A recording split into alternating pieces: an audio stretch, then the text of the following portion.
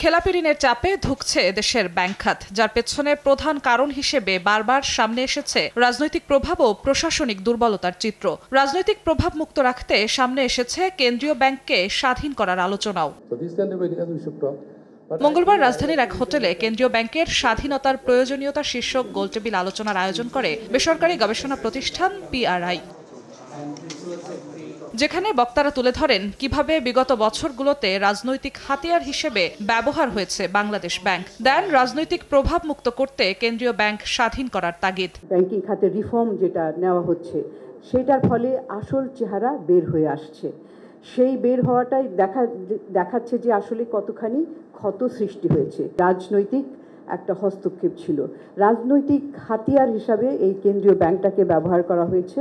Central Bank has a responsibility to enhance or ensure macroeconomic stability and promote growth-friendly policies. রোজকার সাধারণ খাবার এখন হবে অসাধারণ। প্রাণ স্বাদের মশলা, স্বাদ বাড়ায়, ঘ্রাণ ছড়ায়। এ সময় বিএনপির স্থায়ী কমিটির সদস্য আমির খসরু মাহমুদ চৌধুরী বলেন, বাংলাদেশ ব্যাংকে কোনোদিন রাজনৈতিক হস্তক্ষেপ করেনি বিএনপি, করবেও না। আমরা কিন্তু কোনো সময় বাংলাদেশ ব্যাংকে পলিটিক্যাল অ্যাপয়েন্টমেন্ট করিনি, বাট আই থিঙ্ক বাংলাদেশের অর্থনীতিতে যত ধরনের মেজর রিফর্মস সবগুলো কিন্তু বিএনপি গভর্নমেন্ট করেছে। We are committed to central bank independence. নির্বাচিত সরকারই কোনো রকম রাজনৈতিক হস্তক্ষেপ ছাড়া কেন্দ্রীয় ব্যাংককে স্বাধীনভাবে কাজ করার সুযোগ দেবে বলে আশা প্রকাশ করেন ব্যবসায়ী নেতারা। আমরা যারা ট্যাক্স দিই অথবা ব্যাংকের ঋণ পরিশোধ করি, যারা দেয় না তাদেরটাও দেয়, কারণ তাদেরকে অ্যালাউ করা হয়েছে এত বছর ধরে তারা ব্যাংক ঋণ শোধ করে পালিয়ে যেতে পারেন। যখন আমরা এইসব পলিসি, গ্রেট পলিসি অ্যাডাপ্ট করি, আমাদের ওখানে